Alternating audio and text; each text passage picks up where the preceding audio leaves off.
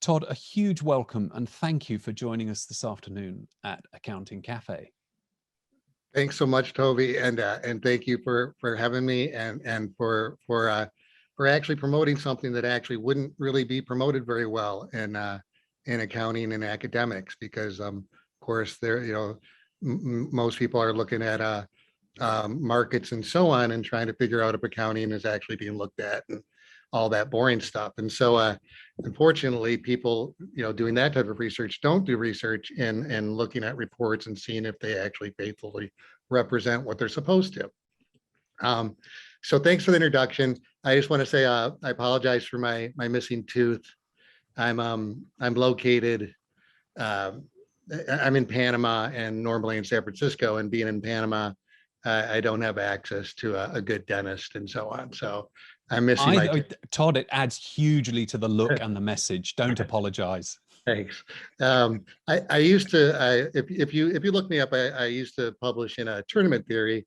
I have a couple of publications in a accounting organization society. And then when I was doing that, I realized that I wasn't really doing much for the good of society. I was doing more benefiting corporations than I was benefiting society.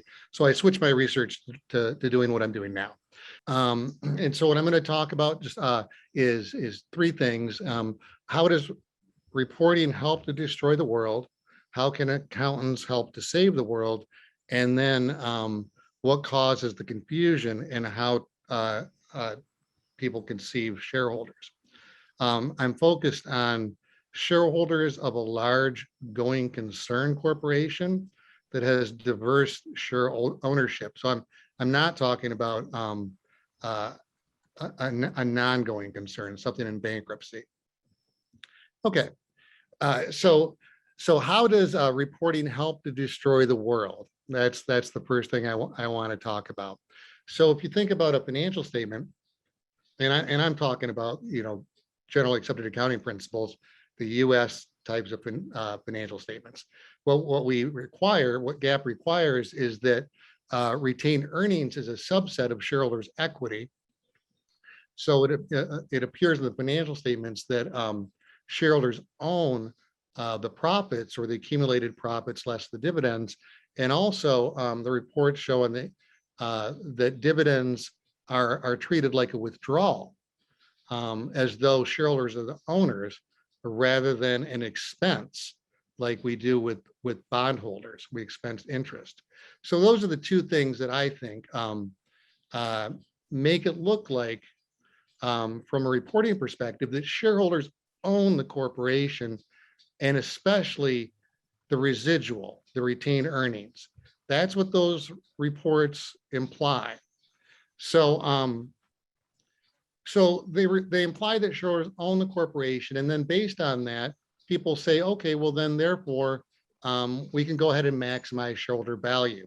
So what do you do when you maximize shareholder value? If you look at an income statement, you would maximize profit. And so to maximize profit, we're going to maximize revenue and we're going to minimize expenses. Unfortunately, when you maximize revenue in a finite world, you end up destroying it ultimately. And when you minimize expenses, a lot of times that means you won't clean up pollution, you'll externalize your cost, and you'll minimize wages, therefore exploiting workers and so on.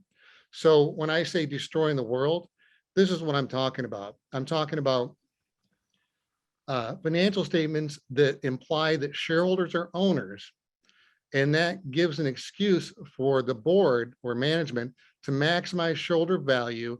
And by maximize shareholder value in a finite world, especially with a fossil fuel-based economy, it wrecks the world. And so that's the problem. And then it wouldn't be a problem, of course, if the financial statements are accurately representing shareholders in their place in the corporation, but they're not. So what the problem is this. I've been reading a lot about of research in the first half of the 20th century.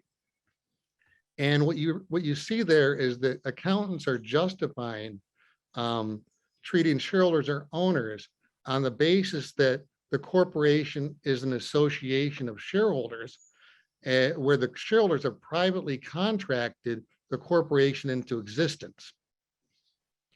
And then they delegated their authority to govern to the board, and shareholders have the rights to the residual, and shareholders collectively control the management. So that was the argument that was made, and it's all incorrect. It is all incorrect, and that's the next section that I'm going to address. So let's just talk about this real quickly. So is the corporation association? No, it's an entity. Okay, so that's the first point I'm going to make. Do the shareholders create the corporation? No, they don't. The corporation is created, and then the board sells shares to stockholders. So the shareholders come after the corporation is created, not before. So therefore, the shareholders don't delegate authority because they were never there to do it in the first place. The state delegates authority to the board. Okay, and then shareholders have rights to the residual. That's a little tricky. They have rights, and I guess so, but so do a lot of other groups have access to the residual. So that's what I'm going to talk about next. So what I've tried to do is make the case that reporting, as it's currently done, implies that shareholders are owners, and that implication justifies maximizing shareholder value. And in maximize shareholder value, you destroy the world. So let me go on. So how can accountants help to save the world? Well, first, let's talk about why this thing is wrong. And I just went over it real quickly, but let's talk about it more specifically. So the first question is the corporation an association of shareholders who privately contracted the corporation into existence and then delegated their authority to the board? To me, it's just so ridiculous to think that, but let's just see why. So here are the opposing facts to that. The first thing is the corporation must own property to exist as a long-term contracting entity. So in order for a corporation to exist, and we're talking about any corporation, nonprofit, governmental, whatever, the corporation has to be able to own its own property, okay? So what that means is that statutes are required to shield the entity's property from capital providers and the creditors of capital providers. So this comes from a paper by Hansman and Prackman. I think I got the pronunciation right, maybe. I think it's in 2000, and then Blair and Stout in 1999, and then Hansman, Prackman, and Squire in 2006, and so on. And what they say is this: the most important thing to a corporation is the ability to own property. Without that, it's not a corporation. The ability to own property cannot be privately contracted.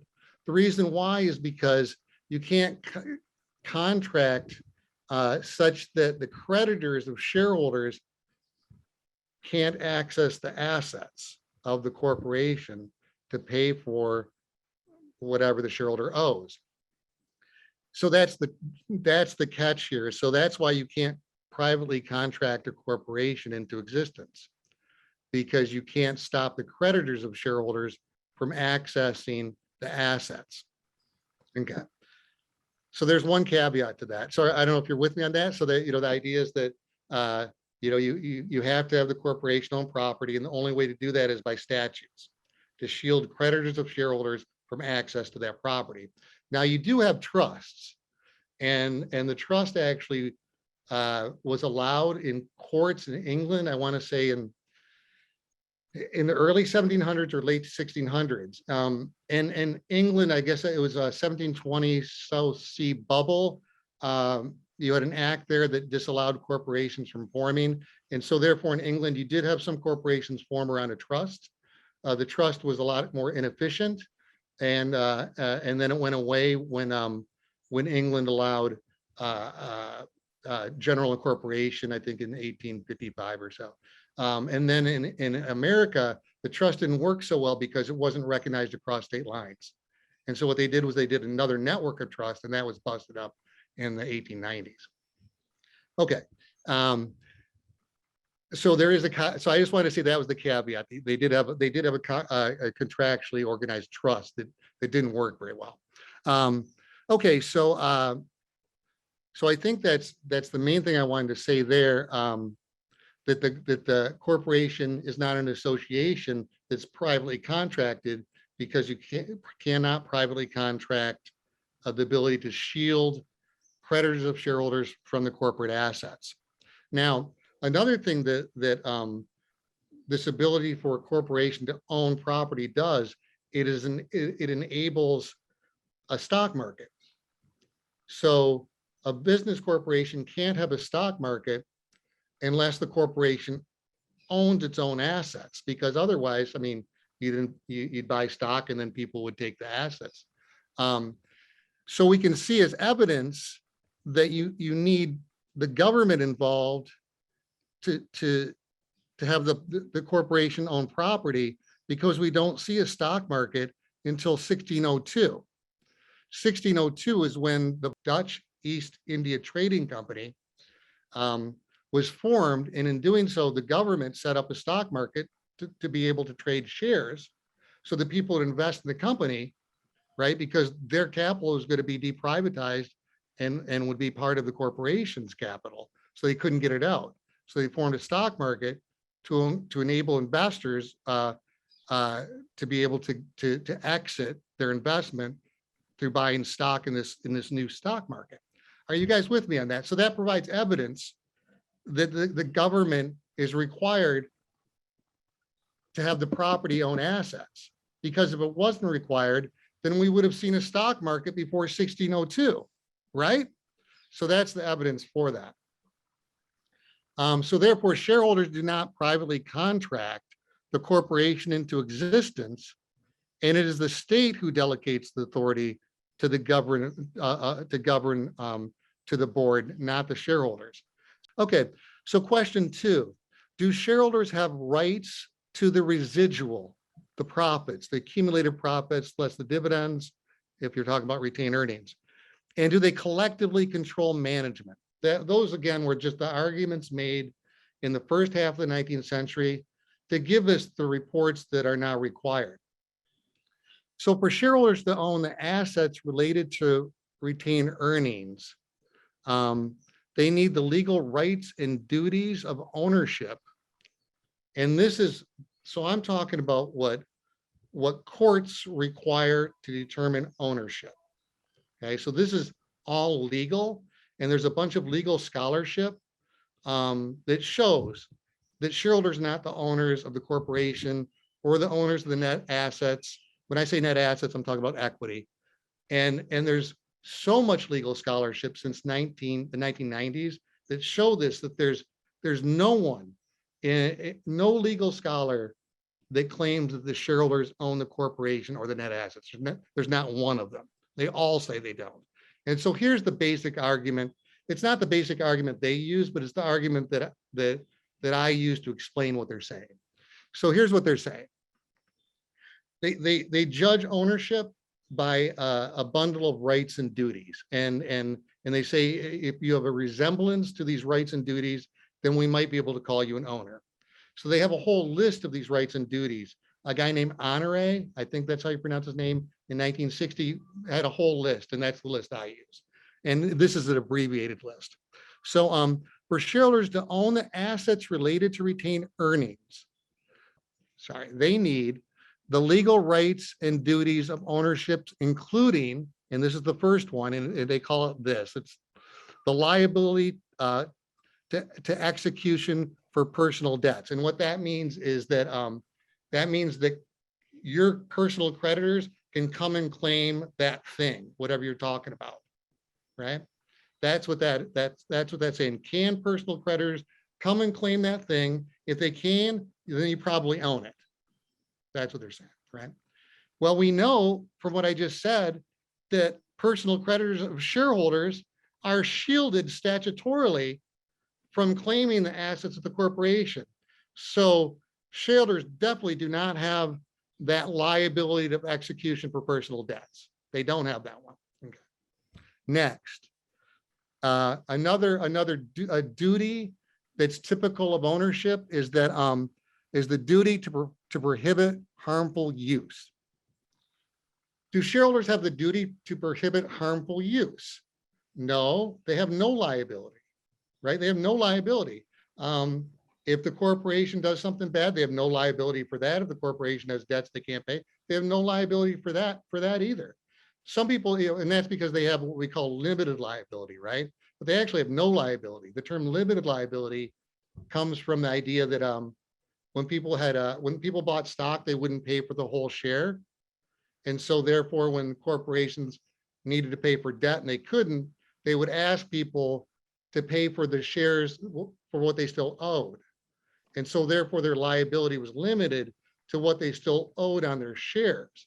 That's where that term limited liability comes from, according to a guy named Patty Ireland. But they have no liability. So, I mean, I'd like you to think of something that you own that you don't have any responsibility for. Like if you own a dog, your dog bites somebody, you're going to be responsible for that. But shareholders aren't responsible for what the corporation does because they have what they call limited liability. Okay, next.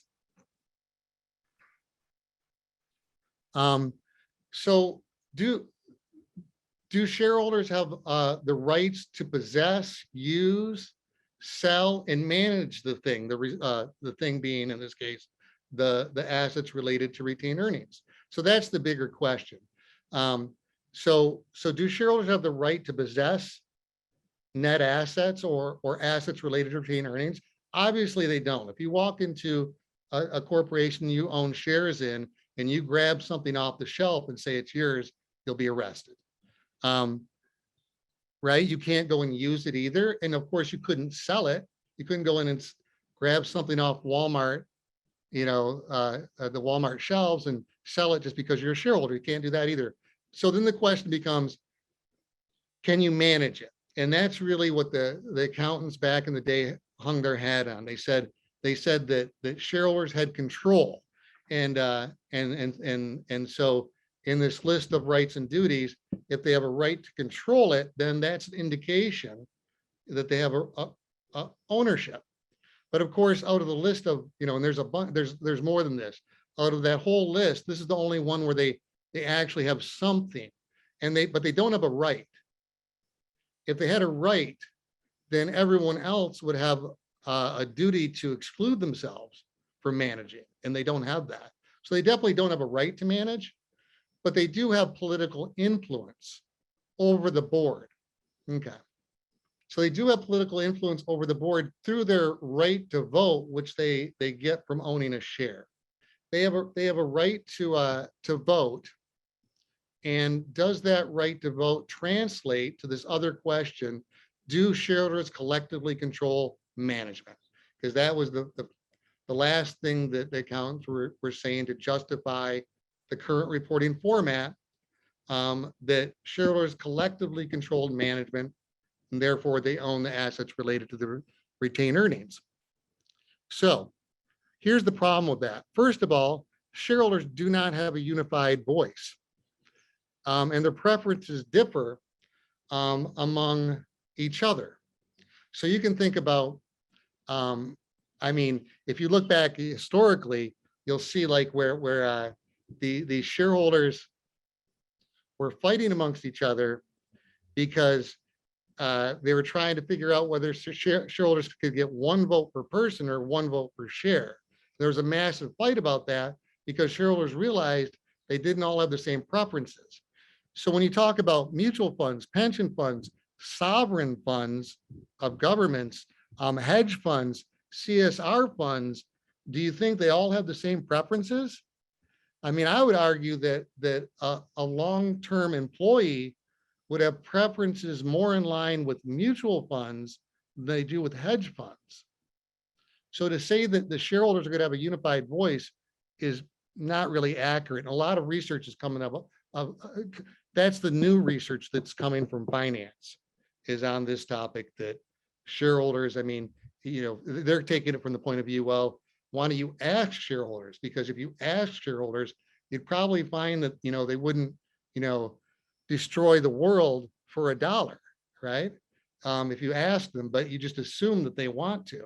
And the SEC promotes that, which I won't get into here, but the SEC promotes shareholders having more say so that they'll maximize shareholder value. And the reason they think that's important is because of neoclassical economics, the idea that if you give the owner residual claims and control, that you'll get the most efficient outcome. That's a little beside the point. Okay, so also related to shareholders collectively controlling management, well, also not only do they not have a unified voice, but other people or other groups also want the residual. So labor historically has fought with shareholders over the residual. So labor can also influence the board through union negotiations and the threat of strikes to get the board to make decisions that will benefit them. And then finally, management has historically fought against shareholder influence. The Business Roundtable in America, you might know this recently. They changed their purpose back to promoting society. Before that, it was promoting shareholders, and before that, it was promoting society. So definitely the managers think that they are running the show if they're saying what the purpose of the corporation is. It's funny, so I don't want to get too ahead of myself, but here's two examples of where management fought against shareholders. Related to takeovers in the 80s, takeovers were on the rise in the 80s, and the Business Roundtable executives went state by state to make laws to make it harder for takeovers, and takeovers generally stopped in 1990. The Business Roundtable also fought against the SEC recently to stop shareholder proxy access. So do shareholders collectively control management? You know, somewhat, and they can, but they don't have a unified voice. Employees also are fighting for the residual, and management is also a countervailing force against shareholders claiming the residual. So there's a lot of, so you can't really say that they collectively control management when other people also do. So here's another thing, and so this is a little less academic, but I want to say it. So think about this and tell me if I'm wrong. The right to vote has not conveyed ownership anywhere, anytime, over anything, except shareholder ownership of the corporate residual. Why is that? You know what I'm saying? Like, I mean, I can't think of anything where there's a voter who's an owner. In a partnership, partners have veto power. They can take their money and go. So, you know, it's not really that they have a vote that makes them an owner, it's that they have veto power that makes them an owner. So let's just consider a couple of things. If only, let's just suppose that only property owners vote in city elections. You know, that's how it was done for a while. They stand to benefit, right? So they're like almost like a residual claimant from decisions that would be made by a board of directors for a city, but we don't call them owners. No one ever calls them owners, right? I mean, you had that situation, but no one ever called voters in city elections owners. Why? What's the difference between them and the shareholders? Beneficiaries of trusts have no control, but are considered beneficial owners as they have the rights to the trust benefits. So in that case, they're the residual claimants, the only residual claimants, so you call them beneficial owners, but they don't vote. The trustees vote, and they're not considered the owners. So these are just some ideas. These are the things I want to ask FASB about. In reporting, common shares that have no vote and preferred shares are portrayed like common shares with a vote, right? So, and they're trying to switch this now because they're starting to figure out the wrong, right? They're trying to shift the preferred shareholder capital into liabilities now, with the idea that they have a definite amount like bondholders. And then in Sweden and Germany, and probably other places, employees can elect 1/2 the operating board, but they're not considered owners. Why is that? I mean, they definitely get benefits from that. Okay. So do shareholders collectively control management? My answer is not direct or unilateral control of an owner, but they do have political influence of a voter. Shareholders may have rights to the residual, but they do not have a legal right to the residual, whereby others are legally obligated to exclude themselves.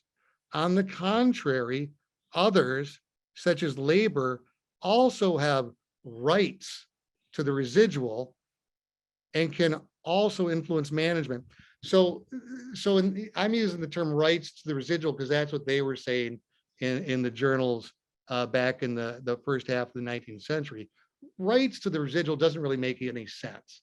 What they're trying to say is, can they get any of the residual? And yes, they can. So can labor.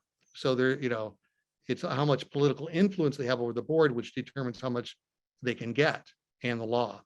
And so I didn't get into the law too much but the law also makes it very difficult for the shareholders to get at that residual without any kind of board approval. I mean, they have to have it. So of course I'm saying, what I did was I said that the reports are being done wrong and leading to maximizing shareholder value, destroying the world.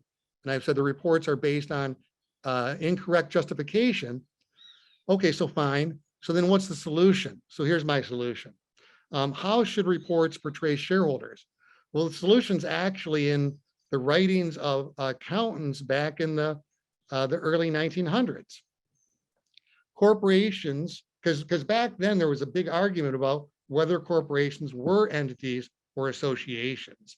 And back then, accountants were portraying shareholders in financial reports like capital providers, just like a creditor. So if you look at old financial reports, say in 1910, they just go assets equal liabilities, and they just list all the different liabilities they have, including liabilities to shareholders. So the corporation is an entity, not an association. And so therefore, reporting on an entity would suggest assets equal equity. That was what Peyton in 1922 said. And that's a very famous person in accounting. And then some people said assets equal liabilities. It was basically the same thing. They're just saying, take all the sources of capital and just list them, and don't have retained earnings as a subset of shareholders' equity. And that's what they did, because they didn't consider shareholders owners. They considered them capital providers. And so that we could go back to that way of reporting. And then you would treat dividends as an expense, as a cost of capital expense. To me, that makes way more sense, right, than the way we do it now, where we treat the dividends as a withdrawal, like the shareholders are owners. And then finally, so I'm saying, do entity reporting, right? Report on the corporation like it's an entity without owners, like a nonprofit. And then this would be more consistent with tax policy. Tax policy has always considered the corporation an entity. And that's why you have this thing called double taxation. So in conclusion, accountants can save the world by not portraying shareholders as owners, thereby justifying maximizing shareholder value as a private endeavor to the public.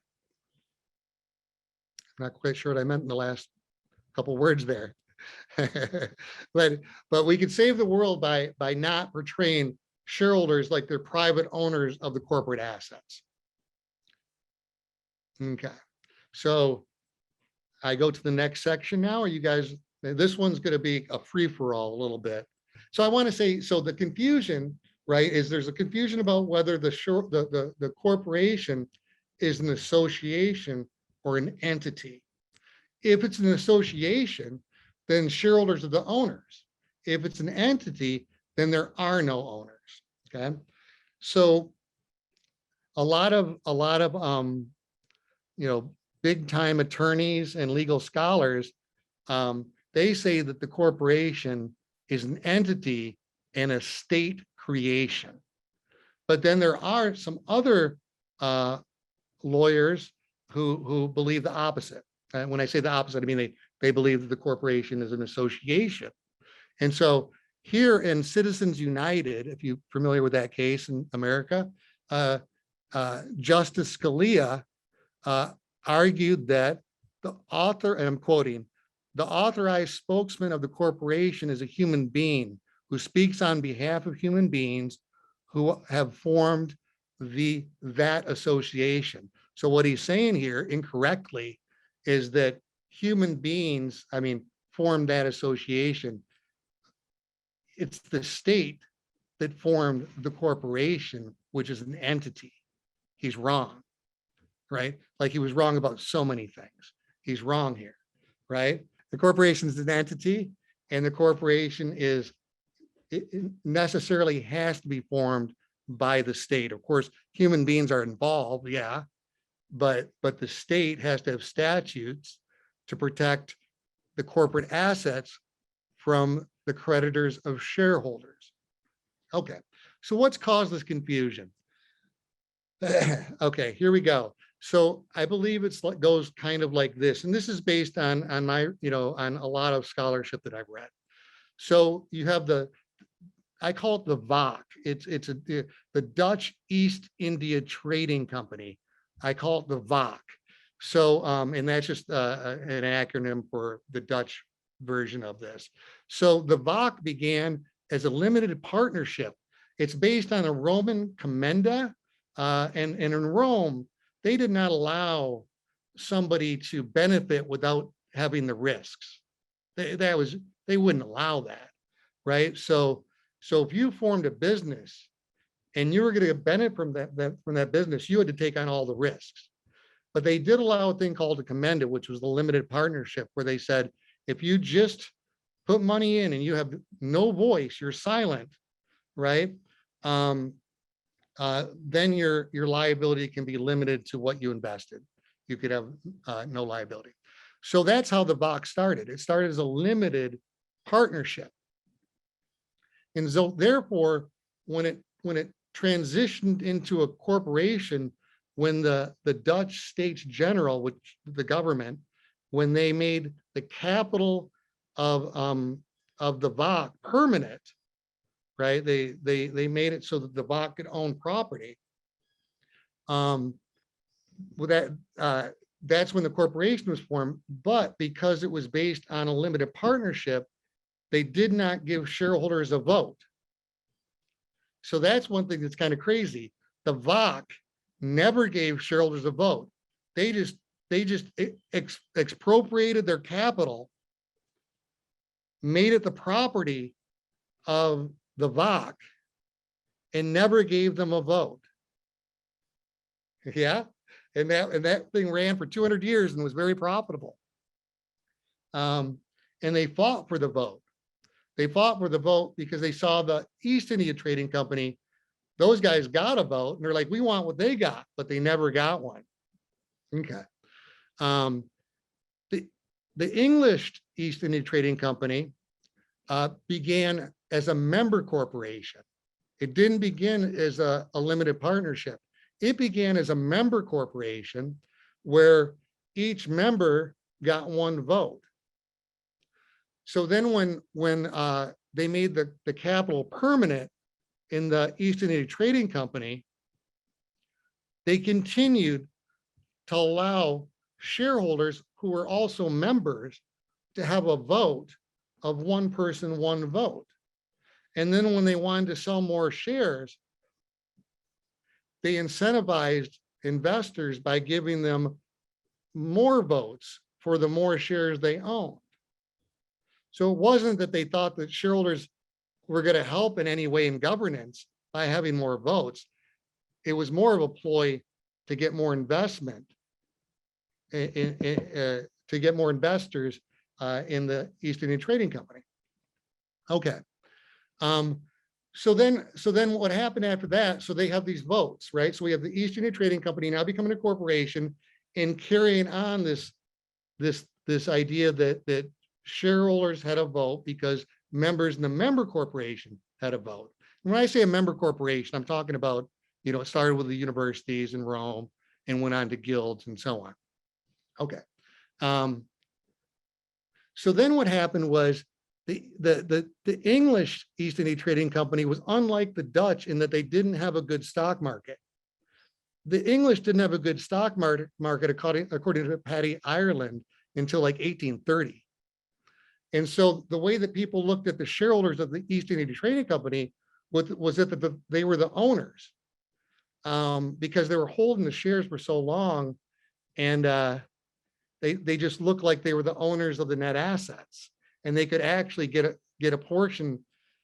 There was a time when they could actually, because they couldn't sell their shares, they could get a portion of the net assets in relation to the portion of shares they held. They could do that sometimes. So they looked a little bit like real owners to people for a long time, until they got an active stock market and started trading shares. When they got an active stock market, started trading shares, people started to question them and say, wait, you're trading shares, so you're really not an owner. And then when England put the law in, you guys know better than I do, 1856, where they gave limited liability to corporations, then people started to say, what you have here is you have socialized production, but private benefits going to shareholders who have limited liability that's not appropriate. And there's a big argument about that. And that's where they first started arguing about the shareholders being an entity or an association. So for 200 years or so, the English looked at the shareholders as owners because they look like owners because they didn't have a stock market. Okay. And they had a vote. Where the Dutch shareholders, they had a stock market, but they didn't have a vote, right? And you can see in continental Europe, I don't think they look at the shareholders as much like owners as they do in English countries. I don't know how you want to say that. That's a whole other area I'd like to get into, but I mean, you can just look at Germany having, employees voting for boards and so on. Okay. So continuing on, so the Company Act of this is kind of interesting. So Ireland points to this idea, and I don't know if I have these acts quite right. I tried to look this up last night and I couldn't find it, but I know this is in his papers and another paper. The idea that in England, they had these Company Acts in the mid 1800s. And in the first one, or one of the first ones, they called the corporation an association. I think that was in the limited liability. No, that was in the general incorporation one. And then the next one, which I think was where they give limited liability, they called the corporation entity. So even at that high level in England, they were confused about whether the corporation was an association, right? Privately contracted by shareholders, like a partnership, or an entity that was state created. Even then, at the higher levels in England, they didn't seem to know. Okay. All right. So then in America, right, we had some stuff happen in the 1890s are crazy in America, right? They were like having like a boom economically, but then all these bankruptcies and mergers, and the trusts were breaking up naturally, actually, because of the threat of the Sherman Act. And you had a New Jersey holding company allowed. So everyone merged into New Jersey holding companies in the 1890s and at the turn of the century. And then the bankers took over, and the bankers controlled corporations in America. And then Congress did a commission, and the bankers got thrown off the board. And now even today, we can only have 20% of bankers on the boards. And then there was a power vacuum, right? So in the 1890s, the founders died and left and gave the shares to their heirs. And then the bankers took over like Karl Marx said they would. And then the Congress got the bankers off the boards, and then there was a power vacuum. And then professional managers filled that power vacuum. And then Burley and Means said, well, what the heck do we have now? Right? Because now we don't have founders sitting on the boards, et cetera. And so what Burley and Means 1932 said was that the shareholders are now just nominal owners, meaning they're not owners, they're owners in name only, and that the corporation should now be run for society. However, we have to still protect the shareholders because they're widows and orphans. Then soon later, Burley admitted in these arguments in the Harvard Business Law Review, he was arguing with a guy named Dodd, and Dodd and Burley in these arguments agreed that the corporations in America were being run for society, not shareholders, and everything was cool. Okay. And it basically went like that in America, where we had a thing called managerialism, where the boards were running corporations such that wages increased with productivity. Okay. And then it changed. So we had managerial, they called managerialism, where boards ran corporations more or less for society, definitely not to maximize shareholder value. They did that from the 30s until 1975. So what happened was in that time, first of all, you had a switch to from pensions to retirement funds, which made a lot of people get into the stock market. And then you had arguments from people who were scared of a totalitarian state. I'm talking about the Austrian economists and the University of Chicago economists, who were arguing that shareholders own the corporation and the reason why was because they couldn't have a business corporation that they said was unowned, because that'd be like socialism. So they had to make the argument the corporation was owned and had to maximize profit, because that would fit well with the neoclassical models. So Milton Friedman published an article in the New York Times Magazine, 1970, saying that the social responsibility of executives was to maximize shareholder value. Of course, Milton Friedman was not an expert in corporate law. He didn't know what he was talking about, really. It's really a ridiculous article. You look at that article, and Denning from Forbes says this. It's a ridiculous article. It really doesn't make any sense. He was outside of his expertise, wasn't peer reviewed. Then Michael Jensen, I don't know if you know who that is. He was up for the Nobel Prize a couple of years ago. Fortunately, he didn't get it. He modeled that article by Milton Friedman on a bet with Carl Brunner from the Interlaken conferences. He and Carl Meckling, who was the dean of the University of Chicago at the time, modeled that Friedman article, and it was laughed out of the conferences at Interlaken. It was laughed out of 2 conferences at the University of Chicago. Oliver Williamson rejected the paper outright, didn't have it reviewed at all. And then Jensen created a journal called the Journal of Financial Economics, which is like one of the most prominent journals now. He created that journal, and then without a peer review, he published that paper in it as the first paper with Meckling in 1976. And that paper went on to be the most cited paper in social science. I'm sure everyone knows it. So the agency theory paper, Cambridge papers just came out. Genghis, I think that's how you pronounce his name, just destroys that paper as being just like Friedman's paper, making no sense at all. And it doesn't make sense. And if you read the paper carefully, Jensen says he doesn't even understand corporations in that paper. And Jensen now says the paper doesn't make sense. So, but yet everyone quotes it and thinks it does. It's really quite ridiculous. So a guy named Manny in the 60s and Jensen and Meckling argued first for takeovers, because how can you get boards to maximize shareholder value when they don't want to? I mean, management doesn't want to maximize shareholder value. Why would they? If you were a manager of a large corporation, why would you maximize shareholder value?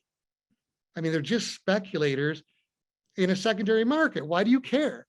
Right? So managers, they were like, we'll give shareholders a fair return, makes sense. And they weren't going to maximize shareholder value. So how do you get them to do it? You threaten them with takeovers, or you give them incentive pay. So they first threatened them with takeovers. And that started in the 1980s mainly, in the late 70s, 1980s. And like I said, the Business Roundtable went state by state and made it so takeovers were very difficult. So then in 1990, Jensen and a guy named Murphy published a paper, the same paper in the Journal of Political Economy and the Harvard Business Review. And that paper had incredible influence over Congress. They went to congressional hearings and made the same argument. And what happened in 1993 is Congress passed a law under Clinton that said that you couldn't pay executives more than $1 million per year unless it was based on performance. And Jensen and Murphy said, well, stock price is performance. And so in 1994, you can just see where executives got massive compensation in the form of stock options. Well, of course, if you're paid in stock options, what are you going to do? You're going to maximize share price, not in the long run, but when your stock option due date is, right? And so that's what they did. And they ended up, manipulating accounting numbers to do that. And you got your Enrons and your WorldComs in 2000. And that was a result of, in my opinion, the executive equity pay that was given to incentivize executives to maximize shareholder value under the false pretense that shareholders were owners. Okay. So then what we had recently, you've seen the buybacks, right? The buybacks have been ridiculous. And a guy named Lazonick, who was published in the Harvard Business Review, got the best paper award, published in a bunch of journals. Jensen hated him and got kicked off of Harvard. He's now at University of Mass Lowell. He's an incredible, incredible academic. He showed that this maximizing shareholder value in these buybacks are actually hurting the corporation itself. So, question: what causes the confusion in how to conceive and how we conceive shareholders? Answer: the misunderstanding arose from the beginning with the East India Trading Company. Unfortunately, the misunderstanding continues in courts, the media, universities. We accountants contributed to the misunderstanding through our reports that portray shareholders as owners. And I'll leave it there. Yes, thank you so much. Yes, all right, let's hear it.